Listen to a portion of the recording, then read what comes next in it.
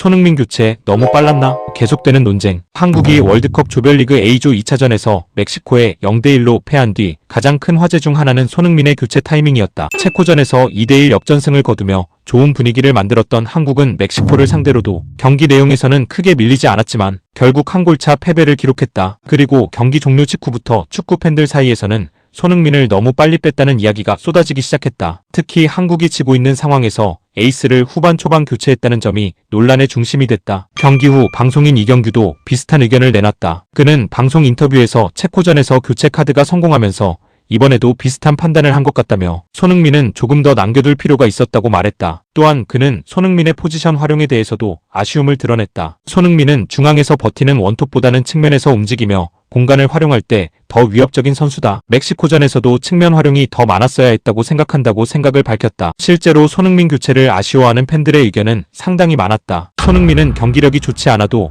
한 번의 찬스로 골을 만들 수 있는 선수다. 90분 내내 막혀있다가도 추가 시간에 경기 흐름을 바꾸는 게 손흥민 아닌가. 한국 선수 중 상대가 가장 무서워하는 선수를 먼저 빼는 건 이해하기 어렵다. 동점골이 필요한 상황에서 손흥민이 없는 공격은 확실히 위력이 떨어져 보였다. 골이 필요한 경기였다면 마지막까지 남겨뒀어야 한다. 특히 일부 팬들은 멕시코 수비의 반응을 근거로 들기도 했다. 손흥민이 경기장에 있는 동안 멕시코 수비진은 끊임없이 그의 움직임을 추적했다. 공을 잡지 않아도 뒷공간 침투를 의식해야 했고 수비 라인을 쉽게 올리지 못했다. 팬들은 이 점을 강조했다. 손흥민은 공을 안 잡아도 상대 수비를 묶어두는 효과가 있다. 손흥민이 빠진 뒤 멕시코 수비가 훨씬 편하게 대응하는 느낌이었다. 존재 자체가 위협인데 너무 빨리 교체됐다. 체코전과 비교하는 의견도 많았다. 체코전에서는 후반 교체 카드가 적중하면서 한국이 역전승을 거뒀다. 하지만 이번에는 같은 방식이 성공하지 못했다. 일부 팬들은 이를 두고 이렇게 말했다. 체코전 성공 경험이 오히려 독이 된 것 같다. 한 번 성공했다고 같은 패턴을 반복할 필요는 없었다. 상대도 다르고 경기 상황도 달랐다. 체코전과 멕시코전은 전혀 다른 경기였다. 그러나 반대 의견도 적지 않았다. 실제로 경기 내용을 냉정하게 보면 손흥민은 멕시코전에서 평소 수준의 영향력을 보여주지 못했다. 멕시코는 경기 시작부터 손흥민을 집중적으로 견제했다. 공을 잡는 순간 압박이 들어왔고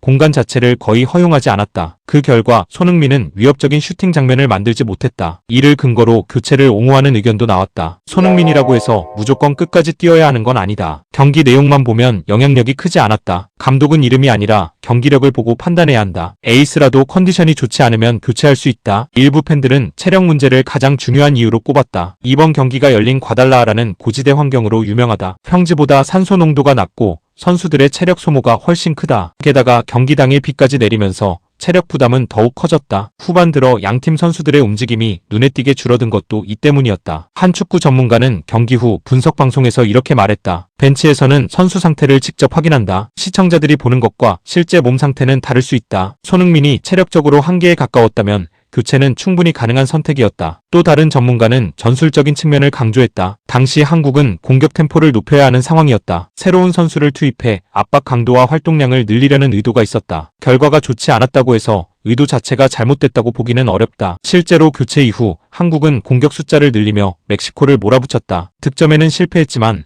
경기 막판 점유율은 한국 쪽으로 기울었다. 일부 팬들은 결과론적 비판을 경계해야 한다고 주장했다. 만약 교체 투입 선수가 동점골을 넣었다면 지금은 명장 교체라고 했을 것이다. 축구는 결과에 따라 평가가 완전히 달라진다. 성공하면 용병술, 실패하면 오판이 된다. 반대로 손흥민을 남겨뒀는데도 끝내 골이 나오지 않았다면 또 다른 비판이 나왔을 가능성도 있다. 왜 체력이 떨어진 선수를 끝까지 놔뒀냐? 변화를 줄 타이밍을 놓쳤다. 벤치가 너무 소극적이었다. 이런 비판 역시 충분히 나왔을 수 있다. 결국 이번 논쟁은 손흥민이라는 선수의 특별한 위치 때문에 더 커졌다. 손흥민은 단순한 공격수가 아니다. 한국 축구 역사상 최고의 선수 중 한 명이며 대표팀의 상징 같은 존재다. 그래서 팬들은 마지막 순간까지 그가 경기장에 있기를 원한다. 한 번의 프리킥, 한 번의 역습, 한 번의 슈팅으로 결과를 바꿀 수 있다는 믿음이 있기 때문이다. 하지만 감독은 감정이 아니라 경기 흐름과 선수 상태, 전술적 필요성을 기준으로 판단해야 한다. 그래서 손흥민 교체를 둘러싼 논쟁은 쉽게 끝나지 않을 전망이다. 현재 팬들의 여론을 종합하면 조금 더 늦게 교체했어야 한다는 의견이 우세한 편이다. 하지만 동시에 당시 경기력과 고지대 환경, 체력 부담을 고려하면 이해할 수 있는 결정이라는 시각도 꾸준히 나오고 있다. 결국 손흥민 교체는 한국이 패배했기 때문에